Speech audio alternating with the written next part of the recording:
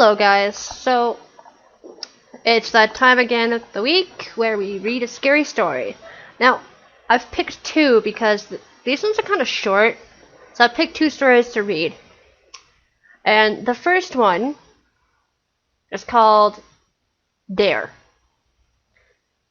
Now, I know this particular story, I've heard it before, so yeah, but what we're actually going to do is, hold on, I'm actually going to go down and remove all these. I might actually read some of these at some point. But yeah, as of right now though, today I'm going to be reading two of these stories. So, I have the Dare, which is what this story is, and I also have Clink, which is one that I know from when I was a kid. So, let's get straight into these scary stories to tell in the dark.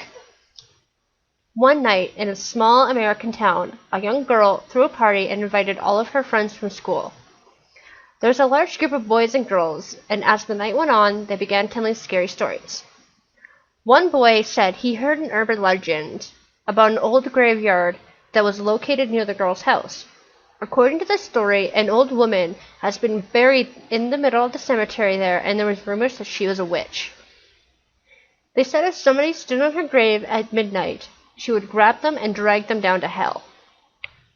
I would never go near that graveyard after dark, another boy said. You're all a bunch of morons, laughed the girl who owned the house. It's just a silly superstition. I can't believe you take it seriously. The boy who told the story turned to her and sneered. It's all very well to be brave when you're safe and warm in your own home. I think you'd have a different attitude if you actually went to the graveyard. It wouldn't make much of a difference, replied the girl haughtily. Okay, then prove it, said the boy. We'll all go down to the cemetery and wait outside while you go in and stand on the witch's grave. The grave doesn't scare me, said the girl. I'll do it right now. You'll have to prove you really did it, said the boy. Otherwise, you might chicken out. He took a knife from the kitchen drawer and handed it to her. Stick this knife in the grave, he said. Then we'll know you were there for sure. The group of kids set out for the graveyard, and when they reached the old iron gates, they gathered in a circle. All of them stared at the girl. She tried to pretend she wasn't scared, and she hoped they didn't see her shivering in fear. The knife clutched tightly in her hand, the girl walked through the iron gates and made her way through the darkened graveyard. In the moonlight, the tombstones and the trees cast strange and unnerving shadows. Eventually, she came to an old woman's grave. There's nothing to be scared of, the girl told herself. It's just a stupid story. Crouching in front of the headstone, she whispered, I'm not afraid of you. Then she raised the knife above her head and thrust it into the ground. Take that, you old witch, she chuckled. The girl was about to turn and leave when she felt something holding her back. She couldn't move. Something was tugging on the hem of her skirt and dragging her down. She was filled with terror and flew into a panic. Help! She cried. She's got me! She's got me! When she didn't come back, her friends began to worry.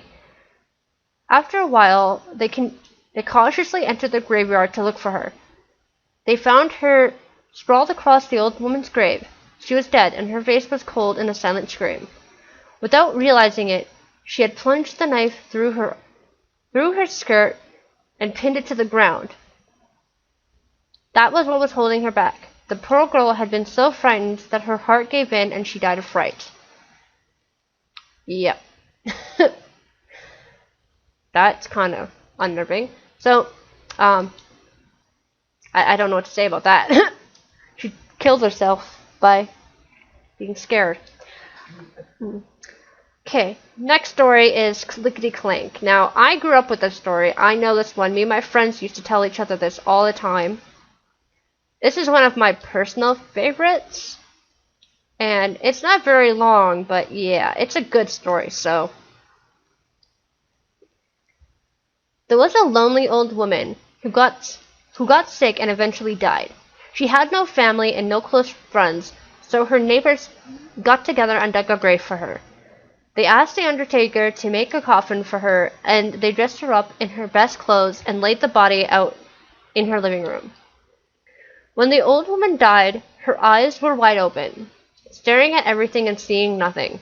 This disturbed the neighbors, so they found 2 shiny silver coins on her dresser and put them on her eyelids to keep them closed. As was their tradition at the time, they held a wake so people could come by and pay their respects. The neighbors lit some candles and set up with her corpse so she wouldn't be alone. The next morning, the gravedigger arrived to collect her body and take it to the cemetery. When he was about to start digging the grave, he opened the coffin and peered inside. When he saw the silver coins covering her eyes, he immediately snatched them and stuffed them in his pocket. Looking down at the dead woman, a chill ran down his spine. Her wide-open eyes seemed to be staring up at him, watching him as he stole her silver coins. It gave him a creepy feeling, so he grabbed a hammer and quickly nailed the lid on the coffin shut. Then he buried her as fast as he could.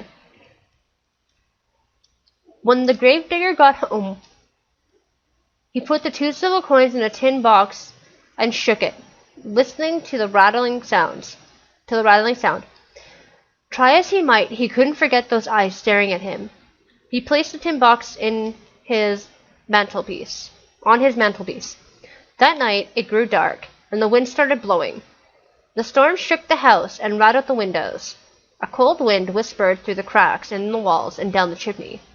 Bzz, bzz, buzzo, it went. Bzz, bzz, buzzoo, it went. The gravedigger threw some more wood on the fireplace and jumped into bed, pulling the covers over his head. The wind kept blowing through the cracks.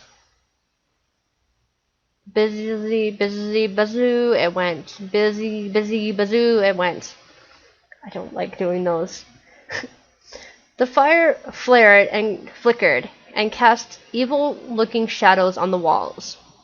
Lying in bed, the gravedigger couldn't stop thinking about the dead woman's eyes staring at him. As the wind blew stronger and louder, the fireplace popped and snapped. He began to get scared. Suddenly he heard another sound.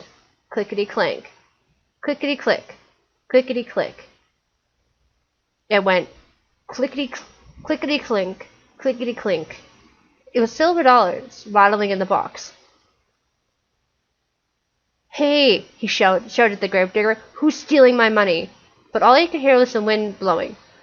Busy, busy, bazoo, and the flames flickering, snapping and popping, and the coins going clickety-clink, clickety-clink. Shaking with fear, he flung off the covers and sat up in bed. Looking around, he couldn't see anything. He leaped out of bed and barred and chained the door. Then he went back to bed, but his head had barely touched the pillow when he heard clickety-clank, clickety-clink. Then he heard something off in the distance. It was a voice crying, "Where's my money? Give me my money!" And the wind blowing, busy, busy, bazoo, and the fire flaring and flickering and snapping and popping, and the coin tin went clickety-clink, clickety-clink. The gravedigger was really scared. He got out of bed again and piled all the furniture against the door. As he went out, heavy iron skillet over the tin box. Then he jumped back into bed and covered his head with the blankets. But the money rattled louder than ever, and the off voice cried, "Give me my money! I want my money!" And the wind blew, and the fire flared and flickered and snapped and popped. And the gravedigger shivered and shook and rolled howled out, "Oh lordy, lordy!" Suddenly the front door flew open, and in walked the dead woman he had buried. Her eyes were wide open, staring at everything and seeing nothing. And the wind blew. Busy, busy, bazoo! And the money went clickety-clink, clickety-clink, and the fire flared and flickered and snapped and popped, and the ghost of the dead woman cried, "Oh, where is my money? Who took my money?" And the gravedigger moaned, "Oh, lordy, lord! Oh, lordy, lordy!" The gravedigger watched in horror as the woman came closer and closer, her hands groping in the air. It was as if she could hear her silver coins in the tin going clickety-clink, clickety-clink. Her dead cold hands groped around trying to find it. Yeah, it's like as you go stand up and like kind of move your hands around. Can't really do that because I don't have my webcam on.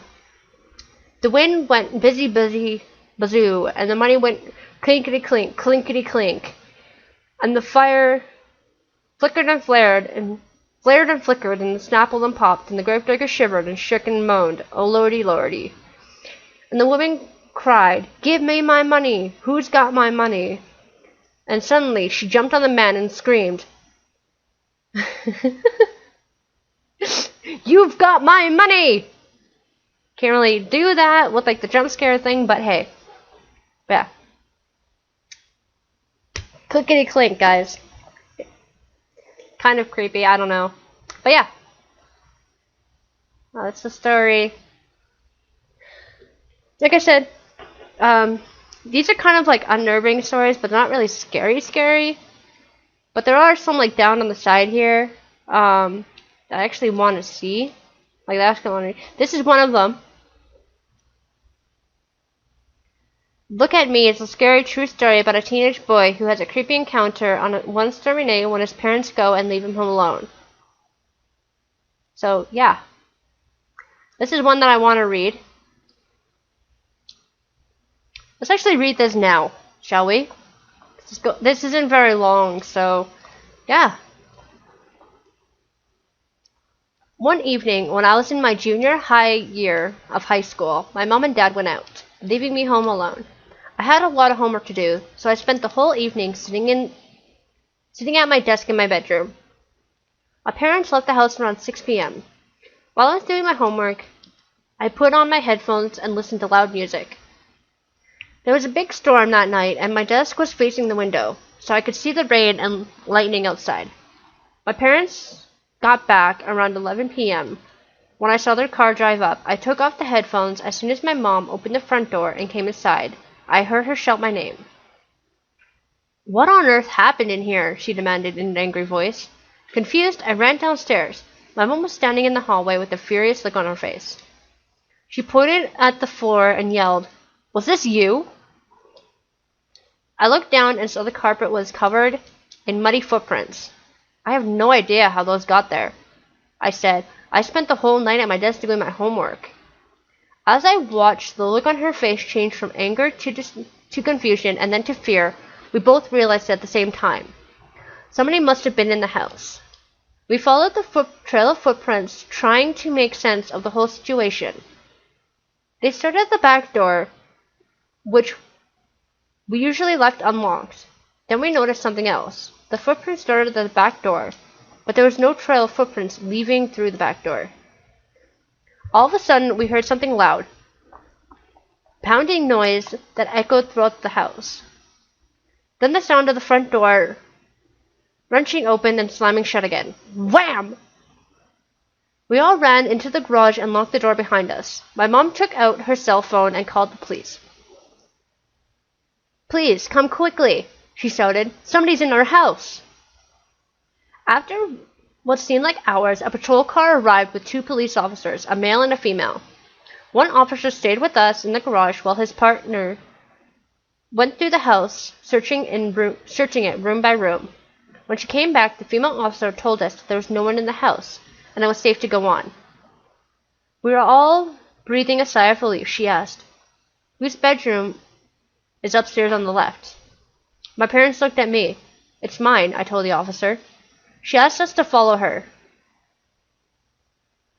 As we walked through the house, we could see the trail of mud footprints leading from the back door through the living room, through the hallway, up the stairs, into my parents' bedroom, and then towards mine. They stopped at my doorway. The female officer pointed at my door, which had been open the whole night. Scrawled on it in a black marker was the following: 8:47, I see you. 8:53, you forgot to lock the back door. 8:59, you seem focused. 9:24, turn around. 9:47, look at me. 10:15, look at me. 10:37, look at me. 10:49, look at me. For more than 2 hours, somebody had been standing in my doorway watching me.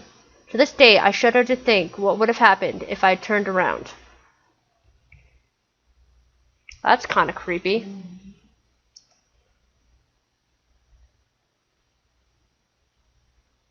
Yeah, so that's what a lot of these stories are. It is kind of creepy, like really creepy actually. But yeah, there are like other ones on the side here, like I said. So I don't want to know what would have happened. But it's midnight and I'm reading scary stories. This isn't good. Anyway, thank you guys for watching. I hope you enjoyed these 3 scary stories. The last one was kind of unplanned, but I think it looked good. And that photo is just freaking creepy. I'm gonna scroll down. But yeah, so hope you guys enjoyed. Thank you so much for watching. Starting next week, I'm probably going to be doing photo videos of like with this, so it won't actually be like, you won't actually be able to see the screen, but that's just gonna be me trying it out. I might do like one day of you guys seeing the screen, one day of you guys not seeing the screen. I don't know, but yeah. Hope you guys are having a great Halloween, great October so far, and I hope you're enjoying all these scary stuff that's happening during this month with me. So, yeah. Bye!